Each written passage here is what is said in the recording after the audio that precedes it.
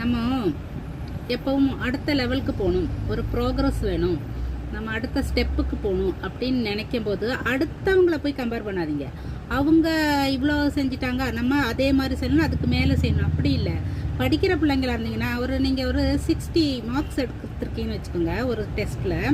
அடுத்தது 60க்கு மேலே போகணுன்னு நினைங்க. இன்னொரு பொண்ணு 90 எடுத்துருச்சு, அதுக்கு மேலே போகணுன்னு நினைக்காதீங்க. 60 எடுத்துகிட்டு நீங்கள் 62 போனாலும் அது ப்ரோக்ரஸ் தான், அது சக்ஸஸ் தான். அந்த பொண்ணு 90 எடுத்துகிட்டு அது 85 வந்தாலும் அது ஃபெயிலியர் தான். ஓகேங்களா? எப்போவுமே உங்கள் ப்ரோக்ரஸ்ஸு, உங்கள் நெக்ஸ்ட் ஸ்டெப்பு, அடுத்த லெவலுன்னு யோசிக்கிறது உங்களுக்கு நீங்கள் செய்கிற செயல்லேருந்து அடுத்த ஸ்டெப்புக்கு போங்க. நீங்கள் ஒரு ஏதாவது ஒரு பைக் வாங்கினீங்களா, அடுத்தது நீங்கள் கார் வாங்கன்னு நினைங்க. அடுத்தது நீங்கள் ஒரு கார் வாங்கியிருக்கீங்க, அடுத்தவங்க வேறவங்க BMW வாங்கினா அதை வாங்கணும்னு நினைக்காதீங்க. நீங்கள் செய்கிற செயலில் ப்ரோக்ரஸ் வேணும்னு யூஸ் பண்ணிங்கன்னா அது சக்ஸஸ்.